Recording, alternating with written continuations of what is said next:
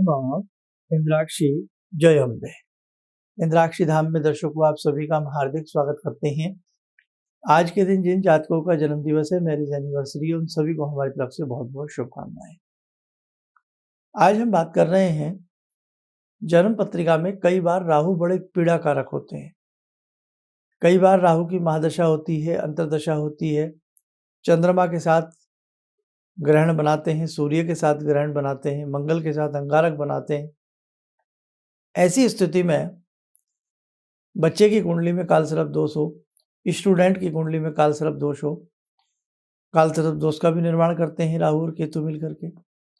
कहने का भाव, विद्या भाव को कमजोर बना सकते हैं। विद्यार्थी के लिए विद्या की कमजोरी रहे, धनार्थी के लिए धन चाहने की इच्छा वाले के लिए धन की हानि रहे, और कई बार पैरों के ऊपर असर डालते हैं तो पैरों में पीड़ा वेदना रहती है, चर्म रोग भी उत्पन्न होते हैं। बहुत सारी ऐसी चीजें हैं जो राहु की वजह से होती है।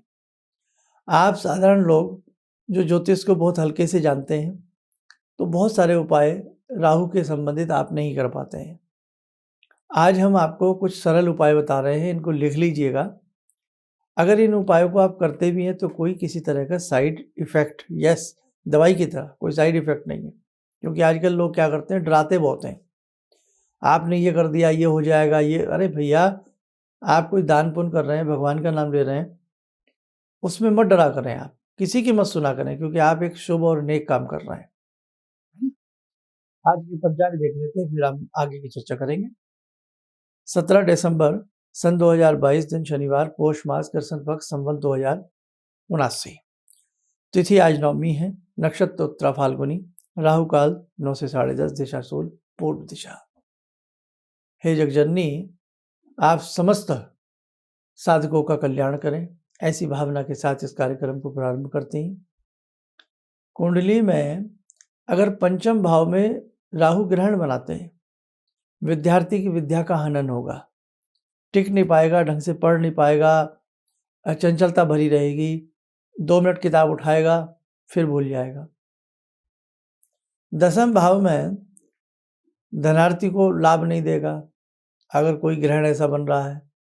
साथ ही अगर वो व्यक्ति, हो सकता है शेयर मार्केट में बहुत पैसा खराब कर दे, अंततः लूटपीट करके बैठ जाए, ऐसी भी स्थिति उत्पन्न हो जाती है। कारागास की हवा दिला देता है राहु, कई बार अपनी पे आ जाए। राहु और शनि दोनों ऐसे ग्रह हैं। खैर, हैं तो बहुत सारी नकारात्मक बातें भी हैं और सकारात्मक भी हैं। राहु अपनी पर आ जाए तो रंग से राजा भी बनाता है। ऐसा नहीं है कि हर स्थिति में राहु अशुभ कारक है। अब छठे घर रिपु स्थान होता है, शत्रु भाव होता है, रोग स्थान होता है। 6th हाउस में राहु का बैठना अच्छा माना जाता है। हाँ, 6th भाव में यदि राहु हैं तो शुभ फलकारी होंगे और अच्छे होंगे, शत्रु का दमन करने वाले होंगे।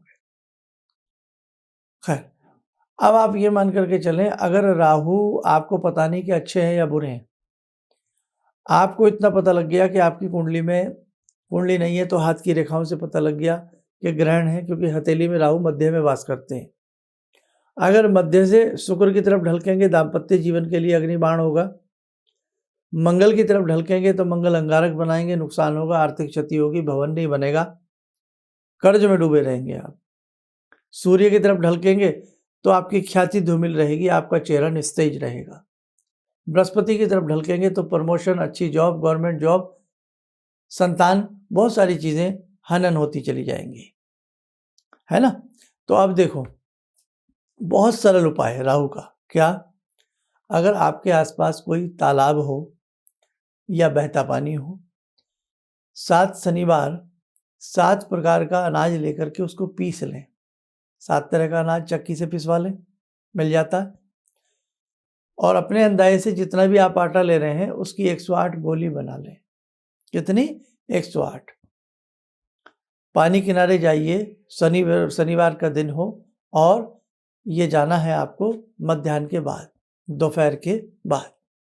राहु का असर ज़्यादा होता है दोपहर के बाद। 12 बजे के आसपास शनि का असर होता है, 12 से पहले सूर्य का असर होता है। हर ग्रह का अपना अपना होता है। शाम को जब सूर्य छिपने होते हैं उससे पहले शुक्र की छटा बिखरती है आसमान में। अलग अलग तरह के हम अलग अलग उपाय बताते हैं अपने हिसाब से। दोपहर के बाद आपको इसमें जाना है। एक एक गोली ओम ह्रीम राहेवे नमः, ओम ह्रीम राहेवे नमः, ओम ह्रीम राहेवे नमः बोलते रहिए, जल में डालते रहिए।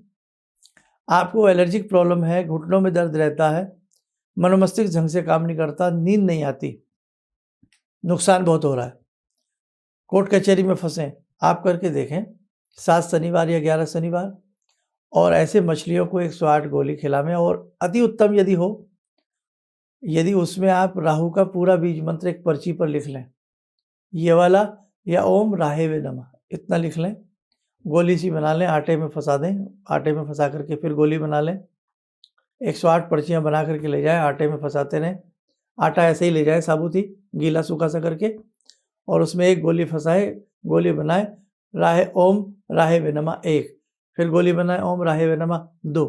आप देखो आपको चमत्कारिक लाभ मिलेगा। अब बहुत लोग कहते हैं अरे भैया अध्यात्म में ये क्या हुआ? देखो मछली जो है, मीन जो है, वो राहु की ही मानी जाती है। जल चंद्रमा का है, और जल में जो मीन का वास होता है, जब उसका आप पेट भरोगे ना, वो 7 प्रकार के अनाज का आटा, उसे बड़ा स्वादिष्ट लगता है। वैसे भी किसी भी व्यक्ति का पेट भरना, किसी क्रिएचर का पेट भरना शुभ होता है। आप 11 शनिवार करिए, जो भी आपकी मानसिक वेदना है, परेशानी है, उसको सोच करके करिए, आपको लाभ मिलेगा। जब घर वापस आवें, उसी दिन सेम डे कुत्ते को दूध पिलाएं। जो लोग मछलियाँ नहीं आटा खिला सकते, मछलियों को गोली खिला सकते, तो आप कुत्ते को दूध भी पिलाएं। कुत्ते को दूध भी पिलाएंगे, उससे भी आपको रिलीफ मिलेगा। लेकिन जब दूध उसको डालें, मन ही मन ओम ह्रीम राहेवे नमः, ओम ह्रीम राहेवे नमः 7 बार बोल करके कुत्ते का जो दूध पीने का पोट है, बर्तन है, भर दीजिए, उसको पिलाइए। आवारा कुत्ते को, जो इधर उधर घूमते वाले होते हैं, है ना। और एक बात और ध्यान रखें, आपने देखा है बहुत से आप धार्मिक क्षेत्रों में जाते हैं, हरिद्वार जाते हैं, कहीं भी जाते हैं जहाँ जल का किनारा होता है, तो वहाँ गोली बेचने वाले गोलियाँ बेचते हैं ना। तो ये धार्मिक मान्यताओं में भी ये चीज़ शामिल होती है। अशुभ नहीं है ये, अच्छी बात है। और एक बहुत बड़ी बात, जिनके राहु कमजोर हो, या राहु किसी प्रकार का कोई ग्रहण बना रहे हो आपकी कुंडली में या कहीं भी, भूल कर भी आप घर में एक्वेरियम मत रखना। बहुत लोग आजकल रिवाज है, फैशन है, भूल कर भी एक्वेरियम मत रखना, आपको दिक्कत हो जाएगी। आपके राहु पीड़ा कारक हैं और वो अपने घर में एक्वेरियम रखा हुआ है, मछली पालन किया हुआ है अपने घर में, बहुत दिक्कत होगी आपको। हटा के देखिए, राहत मिलेगी। सबके लिए नहीं जिनका राहु पीड़ा कारक है। और जो मछली उद्योग से जुड़े हुए हैं, अगर राहु पीड़ा कारक है तो उनको भी बड़ी सावधानी से मछली उद्योग करना है। और उसके साथ साथ कुछ ऐसे उपाय होते हैं, यदि आप करें तो आपको लाभ मिलेगा, है ना। और 7 तरह का अनाज, उसमें थोड़ी शक्कर मिला लें। शनिवार की शाम के समय राहेवे नमः बोल करके चींटियों को डालें, उससे भी आपको बहुत अच्छी राहत मिलेगी। अब इनमें से जो भी उपाय आपको अच्छा लगे आप करिए। और एक और चीज़ बता देता हूँ, भैरव उपासना। काशी के कोतवाल भगवान भैरव की उपासना जिस साधक के घर में होती है, वहाँ राहु, केतु, जितने भी पाप ग्रह हैं, पाप से पापी ग्रह, वो किसी प्रकार की कोई हानि नहीं पहुँचाते। जिस घर में भैरव साधना होती है, जिस घर में भैरव का दीप लगता है, भैरव की साधना होती है, वहाँ 60 कर्मों में से किसी भी प्रकार का कोई कर्म आपके घर में हावी नहीं होगा। चाहे मारण हो, विद्वेषण हो, उच्चाटन हो, स्तंभन हो, सम्मोहन हो, किसी भी तरह का कोई क्रिया आपके घर में अप्लाई नहीं होगी। अगर जिस घर में राहु की और भगवती की, उसकी भगवान भैरव की और देवी माँ की आप साधना करते हैं। साधना तो वैसे कोई भी हो, अगर अच्छे से जिस घर में होती हो, तो वहाँ इस प्रकार की चीज़ें नहीं हुआ करती। चाहे आप हनुमान जी के सेवक हैं, लेकिन साधना के भी रूप होते हैं।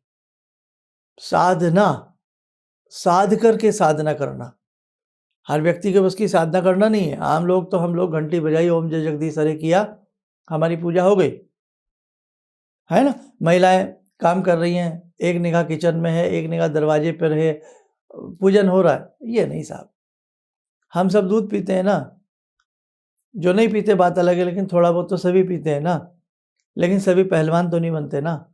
और पहलवान जिस हिसाब से दूध पीता है वो देखो ना कैसे अखाड़े का राजा बन जाता है, मिट्टी में गिर के लौट के पड़ के ऊपर से दुग्ध पान करके, उसकी सेहत अलग होती है, हम उसका मुकाबला नहीं कर सकते। तो इसीलिए एक साधना सामान्य होती है, एक सामान्य तरीके से दूध पी लेना, और एक पहलवान के रूप में दूध पीना, वो उसकी साधना है, उसको साधता है, उसको डाइजेस्ट करने की भी उसमें क्षमता होती है। तो आप जब भी अपने गुरुदेव से मंत्र लें, बहुत अच्छे से गुरु मंत्र के भी सेवन करें, उसकी साधना करें, अन्य चीज़ों की करें, तो राहु हो, केतु, इस प्रकार के पीड़ाजन्य जो ग्रह हैं वो आपको पीड़ा नहीं पहुंचा सकते। तो हम भैरव जी की बात कर रहे थे। भैरव जी के 108 नाम आए शनिवार लीजिए, चमत्कार देखिए, भैरव उपासना कीजिए, स्तोत्र नामावली पढ़िए, ओम हिरम बटुकाय आब्दु धारणाय कुरु कुरु बटुकाय हिरिम ओम, इस मंत्र को पढ़िए, भैरव जी के दर्शन करिए। भैरव जी की सवारी कुत्ता, इसलिए कुत्ते की जो सेवा करता है, दूध आदि पिलाता है, जो भी उनको खिलाता पिलाता है, भैरव भी प्रसन्न रहते हैं और राहु भी प्रसन्न रहते हैं। हनुमान जी की साधना जो करेगा तो वहाँ भैरव भी प्रसन्न है, राहु भी प्रसन्न है, देखो, और शनि भी प्रसन्न है। और जो भगवती की साधना करेगा वहाँ नवग्रह प्रसन्न है। कैसे कुंजी में से कुंजी निकल करके चल रही है ना। तो भैया बहुत सारी बातें हैं, अच्छे से जान लो, काम आएंगी। आज हम हैं, कल हम नहीं रहे तो हम बता तो देते हैं आपको खुले दिल से। डायरियाँ बना लें, सारी चीज़ें नोट करते चलें अच्छे से, आप किसी के मोहताज ना रहें, हैं, बस आपको ये रहे सब कुछ हमें पता है, हम सब कुछ जानते हैं, बाकी पूर्ण तो ईश्वर है। जितना हो सकता है उतना आप समझने का प्रयास करें, हम समझाने का प्रयास करेंगे। तो ये आज की मैंने आपको उपाय बताए, करके देखेंगे, लाभ मिलेगा। किसी के लिए कोई भी उपाय कर सकता है। आइए, बटुक भगवान भैरव की हमने बात की है, आज की ध्यान साधना करते हैं भगवान भैरव। ओम करकलित कपाला कुंडली दंडपाणी स्तरुणतिमिर नीलो व्यालयज्ञोपवीते क्रतु समय सपर्याद विघ्न विच्छेद हेतुर जयति बटुकनाथा सिद्धिदा साधकानां जयति बटुकनाथा सिद्धिदा साधकानां। ओम देव्यराज्य सेव्यमान पावनाग्रिपङ्कजं व्यालयज्ञसूत्रमिन्दुशेखरं कृपाकरं नारदादियोगवृन्दिवन्दितं दिगम्बरं काशिकापुरादिनाथ कालभैरवं भजे भानुकोटिभास्वरं भवाब्दितारकं परं नीलकण्ठमीप्सितार्थदायकं त्रिलोचनं कालकालमम्बुजाक्षमक्षशूलमक्षरं काशिकापुरादिनाथ कालभैरवं भजे शूलटङ्कपाशदण्डपाणिमादिकारणं श्यामकायमादिदेवमक्षरं निरामयं भीमविक्रमं प्रभुविचित्रताण्डवप्रियं काशिकापुरादिनाथ कालभैरवं भजे भुक्तिमुक्तिदायकं प्रशस्तचारुविग्रहं भक्तवत्सलं स्तमस्तलोकलोकविग्रहं भूतसङ्गनायकं विशालकीर्तिदायकं काशीवासलोकपुण्यपापशोधकं विभुं नीतिमार्गकोविदं पुरातनं जगत्पतिं काशिकापुरादिनाथ कालभैरवं भजे काशिकापुरादिनाथ कालभैरवं भजे। बना लें, ध्यान करें, भैरव जी का शुभ आशीष हम सबके ऊपर बरस रहा है।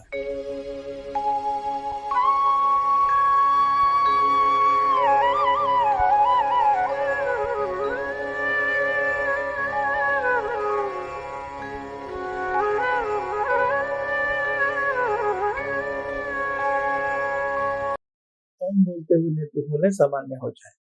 देखो साधको, कोई भी बीजात्मक मंत्र जब आप पढ़ते हैं, शुद्ध तरीके से पढ़े, तो फिर आपको उसका अच्छा फल की प्राप्ति होती है।